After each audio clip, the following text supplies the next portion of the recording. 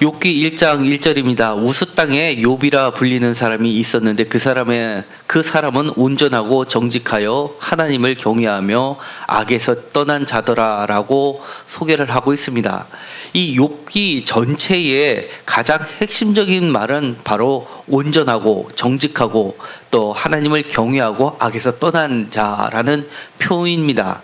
이것은 다시 여호와께서부터 내려지는 평가이기도 하고 또 하나님께서 사탄에게 자랑하는 말씀이기도 합니다. 8절에 이렇게 되어 있습니다. 여호와께서 사탄에게 이르시되 내가 내 종 욥을 주의하여 보았느냐. 그와 같이 온전하고 정직하여 하나님을 경외하며 악에서 떠난 자는 세상에 없느니라. 온전하고 정직하여 하나님을 경외하며 악에서 떠난 자라는 것이 바로 욥기서의 가장 핵심이 되는 말씀입니다. 또한 2장 3절에서도 반복이 됩니다. 온전하고 정직하여 하나님을 경외하며 악에서 떠난 자가 세상에 없느니라 라고 다시 한번 주님께서는 이야기하십니다. 또한 이 이야기는 욥 자신이 생각하기에도 그렇다는 겁니다. 자신이 노력했을 뿐만이 아니라 자기 자신이 생각해도 이 세상에는 나만한 사람은 없다라고 스스로 생각하고 있었습니다. 그렇기 때문에 그는 그 누구보다도 자신의 의에 대해서 자랑스러워했고 조금도 흠도 틈도 티도 없다고 생각했던 인물입니다. 하나님께서는 그에게 많은 축복을 주셨습니다. 2절에 보면 그의 영향력에 대해서 이야기를 해줍니다. 아들 7, 딸 3. 7과 3은 특별히 성경에서 완전수를 이야기합니다. 아들 7, 딸 3이라는 표현은 단순한 숫자적으로 7명 그리고 3명일 수도 있겠지만 여기서는 흠도 티도 없는 완전한 자녀들을 의미합니다. 다윗도 사무엘 상에서는 8번째로 소개되고 있지만 역대기에서는 7번째로 고쳐서 표현할 정도 이 7이라는 숫자는 그만큼 완전하다는 것을 표현하고 있습니다. 양의 수도 나오게 됩니다. 그리고 낙타, 그리고 소, 암나기들이 이렇게 여러 가지 가축들이 나오는데 이 낙타는 매우 귀한 짐승입니다. 이 낙타가 3,000마리라는 것은 정말 상상할 수 없을 정도로 한 국가의 재산보다도 더 어마어마한 재산을 갖고 있다는 이야기입니다. 그리고 그의 생활에 대해서도 그의 행위에 대해서도 나오게 됩니다. 바로 5절입니다. 그들이 차례대로 잔치를 끝내면 욥이 그들을 불러다가 성결하게 하되 아침에 일어나서 그들의 명수대로 번제를 드렸으니 이는 욥이 말하기를 혹시 내 아들들이 죄를 범하여 마음으로 하나님을 욕되게 하였을까 함이라. 욥의 행위가 항상 이러하였더라. 의도적으로 한 것은 생각지도 않고 혹시나, 그리고 행위로 한 건 생각지도 않고 이 마음으로까지도 그는 완전을 지향했던 자입니다. 자기뿐만 아니라 자신들의 자녀에게까지도 그렇게 성결하게 했습니다. 6절입니다. 하루는 하나님의 아들들이 와서 여호와 앞에 섰고 사탄도 그들 가운데 온지라. 여기서는 하나님의 아들들이라는 복수로 나오고 있습니다. 이 하나님의 아들들이 여호와 앞에 섰다라고 하는 것은 지금 이 벌어지는 6절부터의 이야기는 땅의 이야기가 아니라 천상에서 벌어지는 천상회의를 이야기하는 겁니다. 이 땅에는 우스 땅에는 욥이라는 사람이 있었는데 하늘에는 이 하늘 신들의 천상회의가 벌어졌습니다. 이 하나님의 아들들이라고 하는 복수는 하나님 밑에 있는 여러 신들을 이야기하는 겁니다. 이것이 나중에 발전돼서 천사, 사자로 발전되었고, 그리고 이런 것들이 바로 다신론을 가지고 있었던 고대 근동 문화를 대변하고 있습니다. 우리가 이 욥기는 매우 오래된 시기의 작품입니다. 어느 정도의 오래됐냐라는 것은 여러 가지 학자들의 견해가 나눠지고 있지만 대체적으로 봤을 때는 이것이 족장시대에 쓰여졌던 것이 뼈대는 족장시대의 것인데 거기에서 추가적으로 몇 가지를 이야기 형식으로 덧붙였다라고 보고 있는 겁니다. 이 창세기 선악과 이야기가 나오면서 선악을 알게 하는 나무를 열매를 따먹고 나니까 하나님께서 걱정하시는 모습이 나오게 됩니다. 바로 그들이 우리 중 하나와 같이 되었다라고 이야기합니다. 우리라는 복수를 씁니다. 기독교에서는 그것을 성부 하나님, 성자 하나님, 성령 하나님으로서 삼위일체 하나님의 우리라는 복수를 쓴다고 그렇게 얘기를 하지만 그건 교리적인 이야기이고 엄격하게 성경, 구약 성경에서 이야기하고 있고 그리고 원문에 있는 문법적인 그야말로 글자 그대로 해석하면 이것은 이 욥기와 같이 여러 신들을 거느리는 가장 높은 신, 바로 하나님과 그 밑에 있는 신, 여러 가지 신들, 하나님의 아들들, 다시 이야기하면 신하의 성격이 짙은 그런 신들을 이야기하는 겁니다. 그렇기 때문에 이 우리라고 칭하는 것도 그것이 하늘에서 벌어지고 있는 이야기라는 겁니다. 하나님이 하나님의 아들들, 신하들과 같이 천상회의를 할 때 그 신하들이 여호와 앞에 섰고 사탄도 그 가운데 서 있다라고 합니다. 다시 이야기하면 이 사탄은 여기서는 우리가 생각하게 하는 그런 악의 축이 아니라 하나의 검사 역할을 하는 겁니다. 보혜사 성령은 변호사의 역할을 한다고 하면 이 사탄은 검사의 역할을 하고 하나님은 재판장의 역할을 하는 겁니다. 그러면서 이 사탄이 여호와께 이렇게 이야기를 합니다. 자기가 땅을 두루 돌아다니면서 여기저기 다녔다라고 이야기합니다. 그러자 하나님께서 자랑을 하시기 시작합니다. 내 종 욥을 보았느냐? 내 종 욥이 온전하고 정직하여 하나님을 경외하며 악에서 떠난 자가 세상에 땅이 없다라고 자랑을 합니다. 그러자 9절에 사탄이 이렇게 이야기합니다. 여호와께 대답할 때 욥이 어찌 까닭없이, 아주 중요한 말입니다. 어찌 까닭없이 하나님을 경외하리까? 라고 가장 핵심적인 그 빈틈이 보일 만한 이야기를 꺼내기 시작합니다. 지금까지 성경은 이렇게 이야기합니다. 하나님을 잘 믿고 경외하고 온전한 자는 복을 받고, 그리고 하나님을 경외하지 않고 악행을 하는 자는 벌을 받는다라고 이야기합니다. 인과응보의 이야기입니다. 그렇기 때문에 까닭 없이 하나님을 경외하지 않는다는 것이 보편적인 신앙의 원리입니다. 사탄이 이렇게 이야기합니다. 어찌 까닭 없이라는 그 한마디 말에 하나님이 흔들리기 시작합니다. 그러더니만 이제 이렇게 이야기합니다. 한번 이 하나님과 사탄 사이에 내기가 벌어지기 시작한 듯합니다.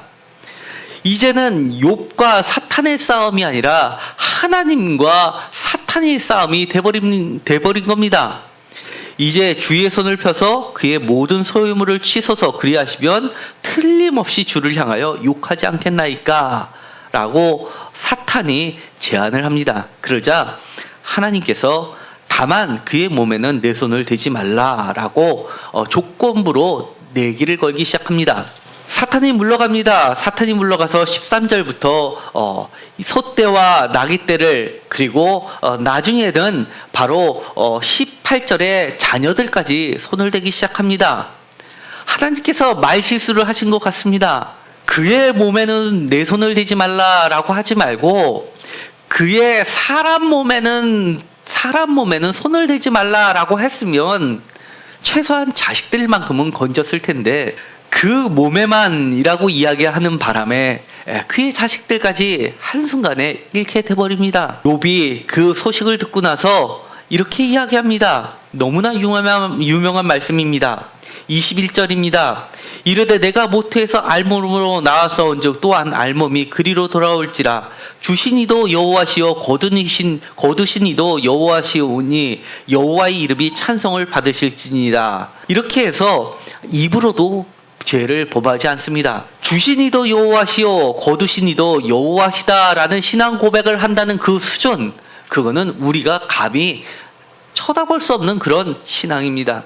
이렇게 해서 내기는 끝났다고 생각했는데 그렇지 않습니다. 한술 더 뜹니다. 2장입니다. 여기에서 끝났으면 좋았는데 여기서 끝나지 않고 계속해서 이야기는 진행이 됩니다. 하나님께서 또 3절에 보면 자랑을 하시기 시작합니다. 여호와께서 사탄에게 이릅니다. 내 종 욥을 주의하여 보았느냐? 욥을 주의하여 보았느냐라고 하는 이 말은 처음에 내기를 걸 때의 8절에서 있었던 이야기와 비슷합니다. 아니, 똑같습니다. 그리고 나선 이렇게 합니다. 그와 같이 온전하고 정직하여 하나님을 경외하여 악에서 떠난 자가 세상에 없느니라. 내가 중요한 말을 합니다. 나를 충동하여 까닭없이 그를 치게 하였다. 하나님도 충동을 받는다는 이야기입니다. 우리가 알고 있는 개념이 아닌 겁니다. 하나님이 무엇이간데 사탄한테 넘어갈 수가 있냔 말입니까? 사탄하고 하나님하고 싸우면 될 것인데 그 피해는 전적으로 욥에게 넘어가고 말았습니다. 우리가 가끔 세상을 살 때 나는 정말 최선을 다하고 하나님을 믿는다고 하는데 그런데 까닭없이 다 겪게 되는 일들이 있습니다. 나는 정말 최선을 다하고 온전함을 굳게 지키려고 하는데 정말 까닭없이 이유 없이 알지도 못하는데 겪게 되는 아픔이 있습니다. 바로 욥이 그런 경우입니다. 사탄이 이제는 한술 더 떠서 또 한 번 하나님을 흔들어 놓습니다. 이제는 소유물이 아니라는 겁니다. 바로 4절입니다. 그의 모든 소유물로 자기의 생명을 바꾸올지라 라는 말은 표준세번역에 사람은 자기 생명을 지키는 일이면 자기가 가진 모든 것을 버립니다. 그러니까 소유물과 생명하고는 비교가 되지 않는다는 겁니다. 건강을 치기 시작합니다. 정말 나는 하나님을 위해서 그리고 다른 사람에 대해 해도 입히지 않고 열심히 살았는데 내 건강이 흔들릴 때가 있습니다. 갑자기 암이라는 선고를 받을 때도 있습니다. 두렵습니다. 검사를 해서 양성 반응이 나왔다라고 하면 그나마 다행이지만 그 소식이 접하기 전까지 결과를 기다리는 그 순간까지라도 정말 지옥을 왔다 갔다 하는 심정일 겁니다. 여호와께서 다시 한번 내기를 하십니다. 그의 생명은 해하지 말지니라 라고 하면서 사탄에게 다시 한번 권한을 주십니다. 사탄이 7절에 보면 이렇게 되어 있습니다. 발바닥에서 정수리까지 종기가 나게 합니다. 그의 아내가 그에게 불평하라고 이야기합니다. 언제까지 온전함을 굳게 지키느냐라고 차라리 하나님을 욕하고 죽으라라고 이야기합니다. 그러자 다시 한번 욥의 의로움이 드러나게 됩니다. 하나님께 복을 받았은즉 화도 받지 아니하겠느냐 하고 이 모든 일에 욥이 입술로 범죄하지 아니하더라라고 끝납니다. 정말 완전합니다. 그런데 여기에서 끝났다 그러면 이 욥의 이야기는 정말 해피 엔딩으로 끝날 수 있을 것만 같습니다. 그런데 욥의 진짜 시험은 이 위로하러 온 세 친구로부터 사실은 시작되기 시작합니다. 11절에 그때 욥의 친구 세 사람이 같이 약속을 합니다. 대만 사람 엘리바스와 수아 사람 빌닷과 나아맛 사람 소발, 이 사람들이 목적이 있습니다. 욥을 위문하고 위로하라고 약속까지 하고 찾아옵니다. 그런데 그만 그를 보자마자 위로가 입에서 떨어지지 않습니다. 위로를 감히 할 수가 없을 정도로 처참한 광경을 보게 됩니다. 그러자 13절에 이렇게 이야기합니다. 밤낮 7일 동안 그와 함께 땅에 앉았으나 욥의 고통이 심함을 보므로 그에게 한마디도 말하는 자가 없었더라. 말할 수 없을 정도로 어떠한 말로도 위로가 될 수 없는 상황이라는 것을 너무나 잘 알고 있습니다. 그러자 그들이 말을 위로를 건네는 것이 아니라 7일 충분한 시간이 지난 후에 욥이 3장에 가서 입을 열기 시작합니다. 20절에 어찌하여 고난당하는 자에게 빚을 주셨으며 마음이 아픈 자에게 생명을 주셨는고 라고 하면서 3장 1절부터 시작부터 끊임없이 이야기하는 것은 내가 태어나지 않았으면 차라리 낫을 텐데 라는 이야기를 하다가 차라리 내가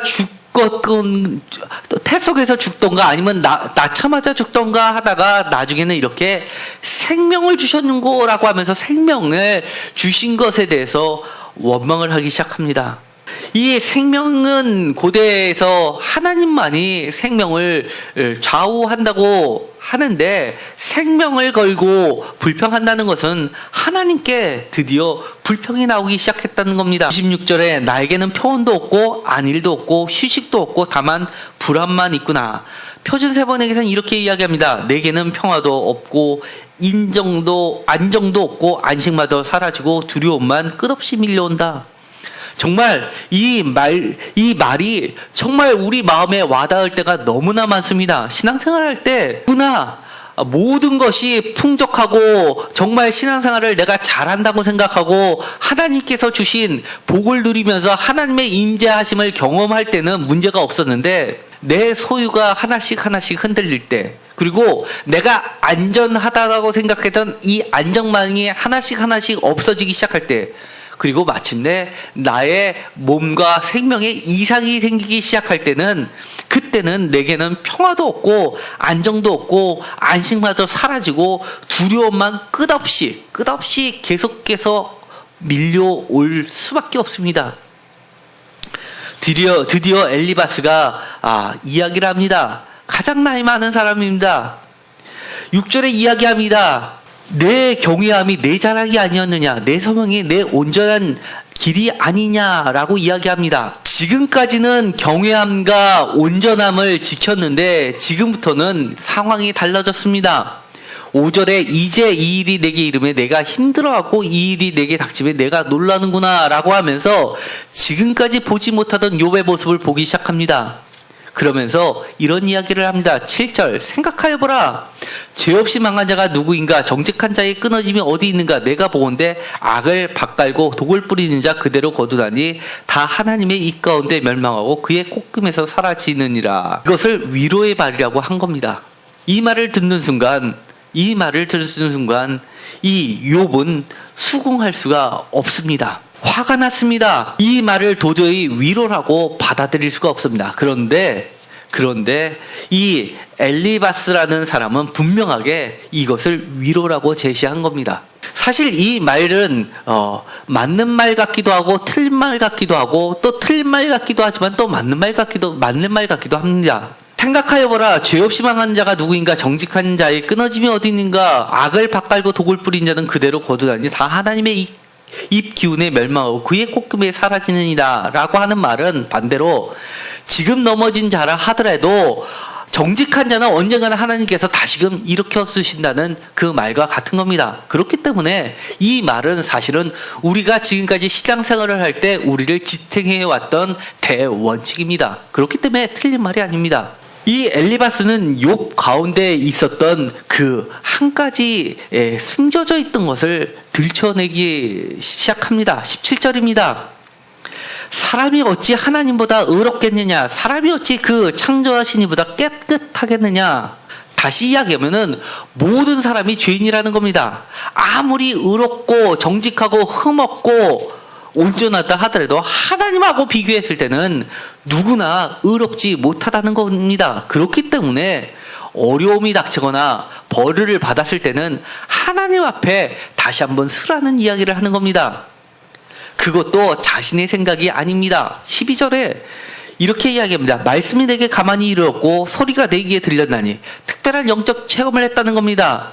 13절에 환상으로 보았다는 겁니다. 그리고 16절에 그 영이 서 있는데 형상을 알아보지 못하고 오직 한 형상이 내 눈앞에 있었다라고 할 정도면 정말 말씀으로도 다가오고 소리로 음성도 듣고 환상도 보고 영도 느낄 정도면 대단히 신앙 수준이 높은 사람입니다. 정말 이런 마음으로 진실하게 이야기를 합니다. 욥은 그것을 받아들일 수가 없는 겁니다. 8절에 보면 한술 더 뜹니다. 나라면 하나님을 찾겠고 내일을 하나님께 의탁하리라.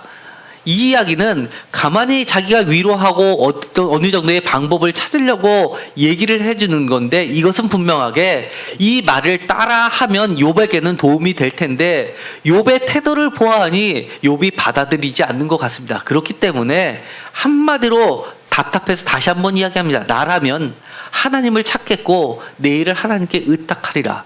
이 말은 맞습니까? 틀립니까? 욥의 입장에선 틀린 말이지만 사실은 하나님의 입장에서 맞는 말입니다. 아까 이야기했던 말, 17절에 있었던 말, 사람이 어찌 하나님보다 의롭겠느냐, 사람이 어찌 그 창조하신 이보다 깨끗하게 되냐, 이 말도 사실은 하나님의 입장에서 봤을 때는 맞는 말입니다. 17절에 이렇게 되어 있습니다. 볼지어다 하나님께 징계받은 자에게는 복이 있나니 그런즉 너는 전능자의 징계를 업신여기지 말지니라. 사실 이런 말을 한다는 것 자체가 신앙이 굉장히 높지 않으면, 깊지 않으면 할 수 없는 말입니다. 정말 이 사람은 징계를 받아봤던 사람이 분명합니다. 하나님의 징계가 복이라고 고백할 수 있는 것, 그거는 귀한 복입니다. 이 욥기에서 고난은 정금같이 나오게 하는 귀한 도구라는 것을 가르쳐주고 있습니다. 욥도 그런 말을 했습니다. 그렇기 때문에 정금같이 나오게 하는 데 있어서 하나님의 징계는 매우 필요합니다. 그런데 그 정금 같게 만드시는 그 하나님의 징계를 받을 만한 사람은 아무나 하나님께서 그런 징계를 주시지 않는다는 겁니다. 복이라는 이야기는 복을 받을 만한 사람한테만 주신다는 이야기입니다. 그렇기 때문에 정말 망나니 같은 정말 그런 사람들에게는 이런 욥에게 임하는 이런 고난도 사실은 이런 시험도 없다는 게 전제가 되어 있는 겁니다. 전능자의 징계를 업신여기지 말지니라. 하나님은 아프게 하시다가 싸매시며 상하게 하시다가 그의 손으로 고치시느니라. 우리가 얼마나 많이 이 세상을 살다 보면 이런 일들을 많이 경험하게 됩니까? 그런데 6장에 가면 욥의 이것에 반박하는 이야기가 나옵니다. 4절입니다. 전능자의 화살이 내게 박힘에 라고 이야기합니다. 뿐만 아닙니다. 9절에 곧 나를 멸하시길 기뻐하사 하나님의 그의 손을 들어 나를 끊어버리실 것이라. 욥은 이제는 하나님을 오해하기 시작했습니다. 하나님께서 나에게 화살을 쏘기 시작했다는 겁니다. 그리고 나를 죽이시려고 작정하셨다는 겁니다. 하나님에 대한 신뢰가 무너지기 시작합니다. 그러면서 한마디 더 합니다. 10절입니다. 그러할지라도 내가 오히려 위로를 받고 그칠 줄 모르는 고통 가운데도 기뻐하는 것은 내가 거룩하신 이의 말씀을 거역하지 아니하였습니다. 나는 하나님의 말씀을 거역한 게 없고 내가 지금 고통 가운데 있지만 나는 의롭다. 누가 보더라도 난 의로운 사람이다 라고 주장합니다. 이제는 그런 말을 했던 친구를 비난합니다. 14절입니다. 낙신남자가 비록 젖는 자를 경외하기를 저버릴지라도 그의 친구들로부터 동정을 받느니라. 비록 설마 당신의 말처럼 이렇게 하나님을 경외하지 않은 죄를 범해서 벌을 받는다 하더라도 위로하려면 친구들이 와서 따뜻한 말을 해야지. 비록 젖는 자를 경외하기를 저버릴지라도 친구들은 동정, 위로를 해줘야 되는 것이 마땅한데 너는 개울과 같이 변덕스럽다라고 이야기합니다. 그렇기 때문에 27절에 보면 너희는 고아를 제비 뽑으며 너희 친구를 팔아넘기는구나 라고까지 저주를 퍼붓습니다.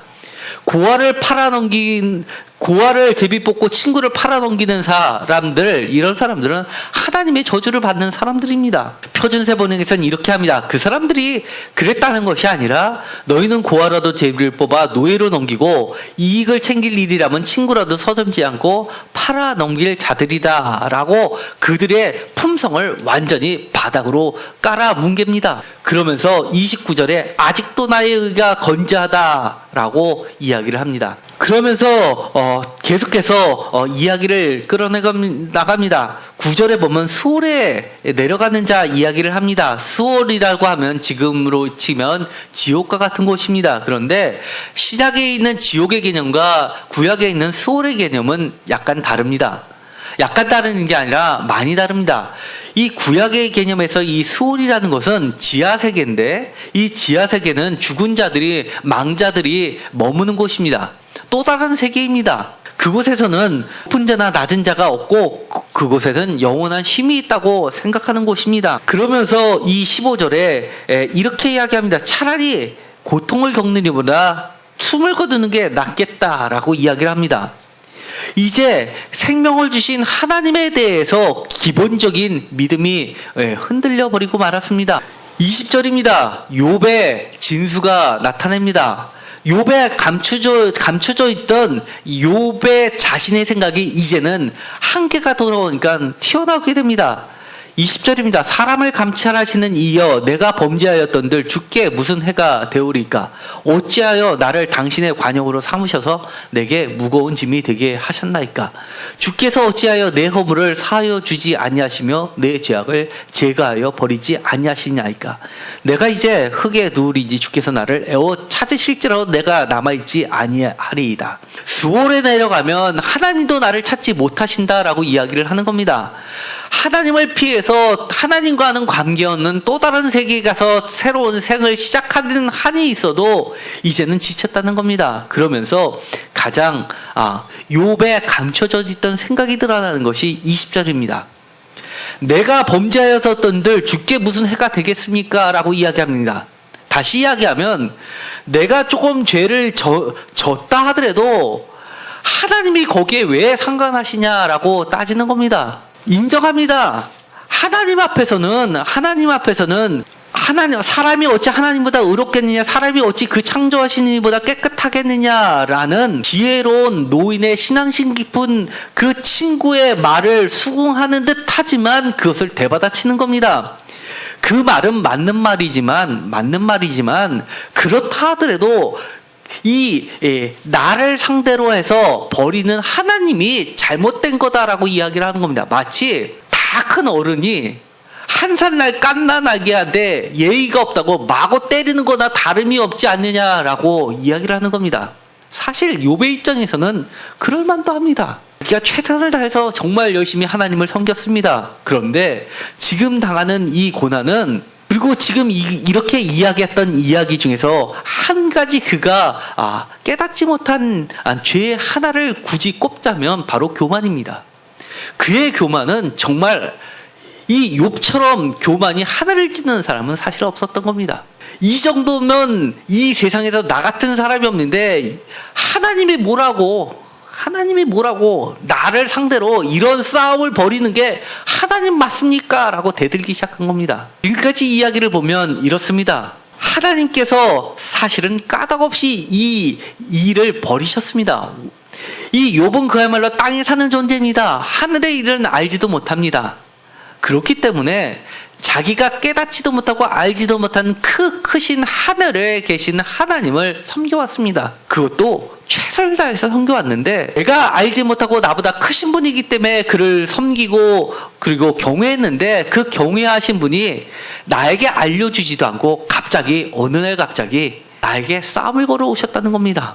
그것도 죽일 기세로. 정말 죽을 것 같습니다. 내가 정말 하나님보다 의롭지 못하다는 것 때문에 이런 고통을 받는다라면 사실 하나님이 무슨 하나님입니까? 라고 이야기하는 겁니다. 결론적으로 그 다음번에는 그 뒤를 이어나가겠지만 우리가 잘 알고 있는 욥기 38장부터는 하나님을 직접 대면하는 이야기가 나옵니다. 마지막에 여호와께서 욥에게 나타나셔서 이렇게 이야기합니다. 그때 여호와께서 폭풍 가운데 욥에게 말씀하여 이르시되 무지한 말로 생각을 어둡게 하는 자가 누구냐? 라고 이야기합니다. 너는 대장부처럼 허리를 두르고 내게 묻는 것을 대답할지니라 라고 하면서 그 다음부터 나오는 것은 무려 70가지 이야기를 열거하고 있습니다. 그러니까 완전한 질문이라는 겁니다. 완전한 세상의 지혜라는 겁니다. 첫 번째, 땅에 기초를 놓을 때 내가 어디 있었느냐? 내가 깨달아 알았거든 말할지어라. 한마디로 이 창조부터 시작해가지고 하나님께서 계속 질문하시는 것은 41장까지 모두 다 이 욥이 감히 대답할 수 없는 질문들만 합니다. 사실 그러고 나서 42절에 보면 욥이 하나님께 대답하는 말이 있습니다. 욥이 여호와께 대답하여 이르되 2절 주께서는 못하실 일이 없사오며 무슨 계획이든지 못 이루실 것이 없는 줄 아오니 무지한 말로 이치를 가리는 자가 누구니까 나는 깨닫지도 못할 일을 말하였고 스스로 알 수도 없고 헤아리기도 어려운 일을 말하였나이다 라고 이야기를 하면서 한마디로 KO 당한다고 스스로 인정해버리고 말았습니다. 그리고 나선 6절에 이야기합니다. 그러므로 내가 스스로 거두어드리고 티끌과 제 가운데서 회개하나이다 라고 이야기합니다. 하나님께서 마지막으로 하셨던 말씀, 38장부터 41장까지 그렇게 70가지의 이야기를 하시면서 맨 마지막에 했던 41장 34절에 그것은 모든 높은 자를 내려다보며 모든 교만한 자들에게 군림하는 왕이라라고 하면서 마지막으로 교만의 얘기를 끄집어내십니다. 굳이 하나님 입장에서 욥에게 잘못을 찾고 찾는다면 교만입니다. 그런데 이 교만이라는 것이 성경에 보면 가장 숨길 수도 있지만 하나님 앞에서는 가장 큰 죄입니다. 그런데 인간의 입장에서 다시 한번 생각해 볼 필요가 있습니다. 신앙생활을 하면서 신앙생활을 안 한다 하더라도 마찬가지입니다. 이 세상에 교만하지 않은 사람이 어디 있습니까? 교만으로 따질 것 같으면 하나님의 심판을 받지 않을 사람이 어디 있냐는 말입니까? 사실 욥의 말도 맞습니다. 저의 교만을 만약에 저홀로 하나님께서 재신다고 하면 저는 이미 죽고 없었을 겁니다. 그런데도 불구하고 하나님께서는 굳이 그것을 가지고 얘기하십니다. 그리고 나서는 이렇게 이야기합니다. 7장에 결론적으로 42장 7절에 결론적으로 그의 세 친구들한테 대놓고 이야기합니다. 여호와께서 대만 사람 엘리베섹이 이르시되 내가 너와 내 두 친구에게 노하나니 화를 내시면서 이는 너희가 나를 가리켜 말한 것이 내 종 욥의 말같이 옳지 못함이냐. 그런즉 너희는 수소 7과 수잔 7을 가지고 내 종 욥에게 가서 너희를 위하여 번제를 드리라. 내 종 욥이 너를 위하여 기도할 것이니 내가 그를 기쁘게 받으리니 너희가 우매한 만큼 너희에게 갚지 아니하리니 이는 너희가 나를 가르쳐 말한 것이 내 종 욥의 말같이 옳지 못합니다. 한마디로 욥은 옳고 그 친구들은 옳지 않다라고 이야기합니다. 무엇이 옳고 그르냐를 이야기할 때 38장부터 41장까지 여호와의 답변을 보면, 질문과 답변을 보면 이 38장이 오기까지 이 욥이 친구들과의 수많은 대화를 통해서 질문하고 답변했던 것들에 대해서, 하나님께 답변했던 것들에 대해서 일체의 답변은 한 글자도 들어있지 않습니다. 아까 우리가 읽었던 것처럼 내가 하나님을 경외하지 않았다 하더라도 하나님이 무슨 상관이냐라고 했던 거에 대해서 하나님이 그래, 그건 그런데 사실 상관이 있어. 이건 이렇고 저건 저렇고 라는 이야기를 전혀 하시지 않고 정말 힘으로 짓누르시고 계시는 겁니다. 너의 힘이 도대체 뭔데? 너가 이 물건을 하나 드니? 나는 세상을 창조했는데? 이런 식입니다. 너가 10가지 셀 줄 아니? 나는 수조까지 외우는데? 이런 식으로 힘의 균형을 놓고 볼 때는 게임이 되지 않을 정도로 강펀치만을 날리시지 욥의 질문에서는 단 한마디로 답변을 해주시지 않는데도 불구하고 이 이야기는 끝나고 만다는 겁니다. 42장에 이 욥이 하나님께 답변한 말이 있습니다. 내가 회개합니다 라고 이야기하기 전에 그 근거가 되는 5절입니다. 내가 주께 대하여 귀로 듣기만 하였사오나 이제는 눈으로 주를 배움나이다. 욥이 케오를 하고 자신이 회개할 수밖에 없는 건 지금까지는 듣기만 했다. 토라를 통해서 말씀을 듣기만 했는데 이제는 직접 배웠다는 겁니다. 보다라는 것은 알다라는 이야기와 같은 겁니다. 경험했다라는 겁니다. 이제는 말로 구구절절히 설명을 하지 않아도 히브리어에서 알다라는 이 단어는 사실은 부부간의 성적인 관계를 유지하다라는 뜻도 갖고 있습니다. 그러니까 남들은 몰라도 부부간에만 알 수 있는 그런 친밀함으로 이제는 하나님을 경험하게 됐다라는 이야기입니다. 더 이상 설명이 필요 없이 내가 하나님 앞에서 얼마나 작은 존재이고 내가 깨닫지도 알 수도 없는 말들을, 그 어려운 일들을 입으로 말을 꺼냈다는 것 자체가 자기의 잘못이라는 걸 스스로 인정해버리고 만났다는 겁니다.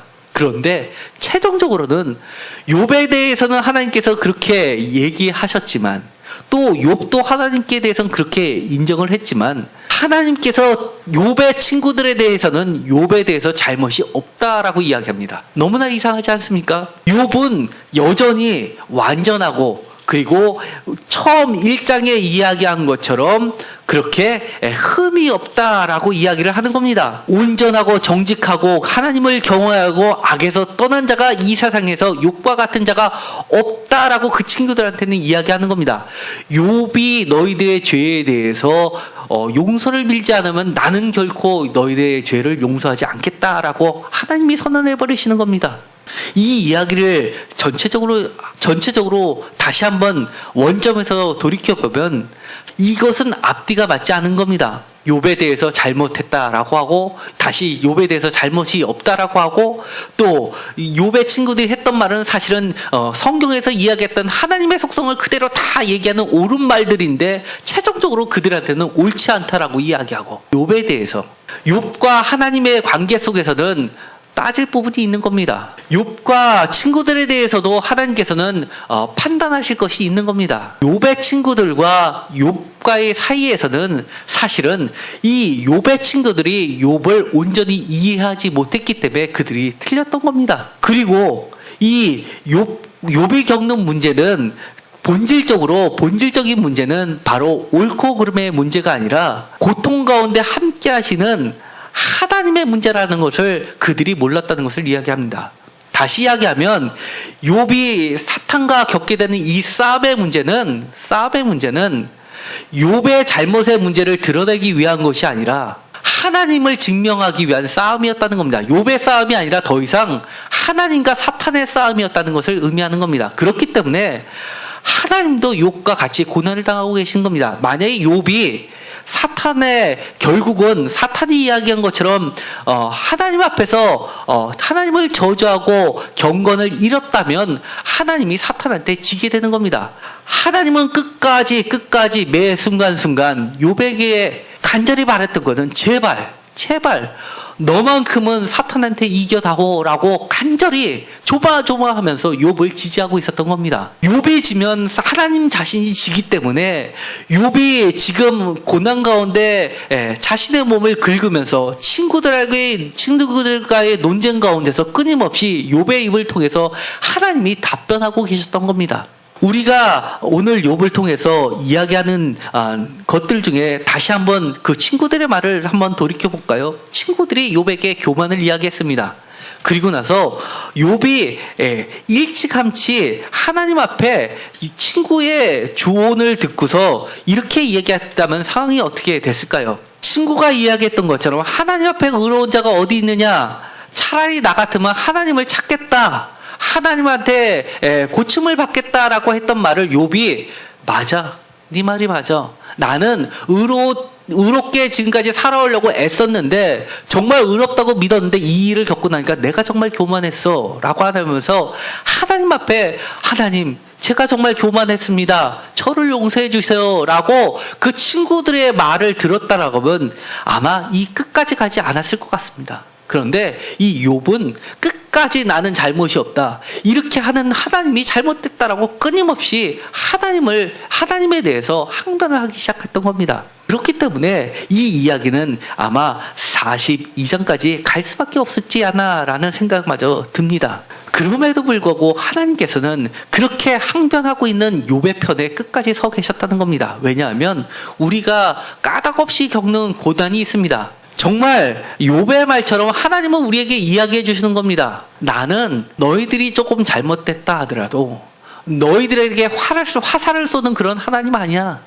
너희들이 지금 어려움을 겪고 몸이 아프고 힘들고 사업이 어려워졌다고 해서 너희들이 잘못이 있으니까 그것을 고치기 위해서 내가 너희들을 그렇게 만드는 하나님 아니야 라고 이야기하고 계시다는 겁니다. 하나님은 우리들에게 그런 것들을 통해서 이렇게 이야기하는 겁니다. 힘내 여기서 지지 마. 한번 끝까지 너 믿음 흔들리지 말고 끝까지 한번 믿음을 지켜보렴이라고 사실은 뒤에서 응원하고 계시다는 겁니다. 그것이 바로 욥기가 이야기하고 있는 겁니다. 그렇기 때문에 이 욥에 대해서 하나님께서 38장부터 이야기하시면서 욥에 했던 말에 대해서 일일이 구구절절히 설명하지 않으십니다. 자신만을 드러내실 뿐입니다. 그러나 이 욥은 하나님을 만나는 순간 다시 믿음이 회복됐습니다. 그의 믿음은 그의 믿음은 그 지금까지 귀로만 듣기만 했던 그런 믿음하고는 차원이 틀린 단계로 나아가게 된 겁니다. 마치 하나님의 아들들의 위치까지 가게 된 겁니다. 저는 이렇게 이야기하고 싶습니다. 제가 여러분들께 가끔 이렇게 이야기합니다. 기도하세요. 기도하세요라고 하는 이 말은 회개할 거리가 있는지를 찾아보세요라는 말이 아닙니다. 믿음 흔들리지 마세요라고 하는 이야기입니다. 이렇게 힘들어도 욥처럼 차라리 하나님하고 씨름하세요라는 이야기입니다. 하나님한테 차라리 원망을 퍼부으세요라는 이야기입니다. 그리고 나서 하나님과 씨름하면 비록 우리 허물이 있어도 하나님께서는 하나님과 우리와의 싸움이 아니라 하나님이 하나님 자신과 사탄과 싸우고 있다는 것을 우리에게 확신시켜 줄 겁니다. 그렇다면 이 욥이 조금이라도 하나님의 마음을 알았더라면, 그래, 내가 여기서 지면 안 돼. 내가 지면 하나님이 지는 건데 내가 사탄한테 질 수 없어. 그래, 어떻게 하든지 내가 끝까지 버텨보자. 죽더라도 버텨보자. 죽든다면 하나님께서 살려주시겠지 라는 생각까지 가지 않았을까라는 생각이 듭니다. 그런데 욥은 그런 단계까지는 가지 못했던 것 같습니다. 차라리 하나님이 찾지 못하는 수월에 내려가서 나는 편히 쉬겠다라고 고백하고 생명을 주관했던 그 하나님을 원망했던 것이 바로 욥입니다. 그럼에도 불구하고 나는 내가 의롭다라고 끝까지 주장했던 것이 바로 욥이었습니다. 이제 정리하려고 합니다. 어떻게 보면 그 친구들의 말도 다 일리가 있고 맞습니다. 또 어떻게 보면 욥의 말도 다 맞습니다. 틀린 것들이 없습니다. 또 어떻게 보면 가장 큰 죄는 사실 하나님입니다. 하나님이 사탄하고 내기만 하지 않았더라도 이런 일은 벌어지지 않았을 텐데, 그런데 하나님은 그런 과정을 통해서 하나님 스스로가 바로 스스로가 그 시험에 들어있다는 겁니다. 이제 우리의 인생의 싸움은 나와 사탄의 싸움이 아니라 앞으로 하나님 자신이 직접 이 고통에 함께 하신다는 것을 보증해 주는 게 바로 욥기라는 겁니다. 그렇기 때문에 혹시 여러분이 지금 정말 욥과 같은 심정으로 수월에 차라리 내려가는 게 낫다라고 고백할 정도라면 한 번 정도 하나님 앞에 원망해 보십시오. 그리고 하나님께서 직접 싸워주십시오 라고 외쳐보십시오. 그러면 하나님이 이렇게 이야기하실 겁니다. 그래 네가 오라. 네 말이 맞아. 너가 넘어지면 내가 넘어지는 거야. 내가 넘어지지 않으려면 너가 끝까지 버텨줘야 되는데 힘들지. 끝까지 우리 한번 버텨보자. 이 싸움은 너의 싸움이 아니라 나의 싸움이야. 너무 걱정하지 마. 그래, 네가 오라. 힘내라고 여러분을 위로해 주시는 그런 하나님을 귀로만 만나는 것이 아니라, 음성으로만 듣는 것이 아니라 여러분이 직접 체험하게 될 것입니다. 기도하고 마치기로 하겠습니다. 하나님 감사합니다. 우리가 때로는 우리가 까닭없이 고통을 당하는 경우들이 많이 있습니다. 물론 하나님 앞에 어찌 의롭지라고 주장할 만한 사람이 어디 있겠습니까? 모두 다 하나님 앞에서는 의롭지 않습니다. 그럼에도 불구하고 욥의 말처럼 내가 하나님을 경건하는 데서 넘어졌다 하더라도 하나님이 나와 무슨 상관이냐라고 불평할 수 있는 하나님과의 관계가 있게 하여 주옵소서. 우리가 겪게 되는 이 싸움을 끝까지 하나님 앞에 불평을 내려놓는다 하더라도 하나님에 대한 믿음이 흔들리지 않게 하여 주시옵시고, 끝까지 하나님에 대한 믿음을 붙잡고 하나님과 사탄과의 싸움에서 하나님이 승리할 수 있으시도록 내가 끝까지 버티게 하여 주옵소서. 나의 싸움은 곧 하나님의 싸움입니다. 하나님이 함께 나의 고통 중에 있다는 것을 다시 한번 깊이 깨닫게 하여 주시옵시고, 끝까지 하나님을 찾으면서 하나님과 함께 동행하게 하여 주옵소서. 예수 그리스도의 이름으로 기도드렸습니다. 아멘.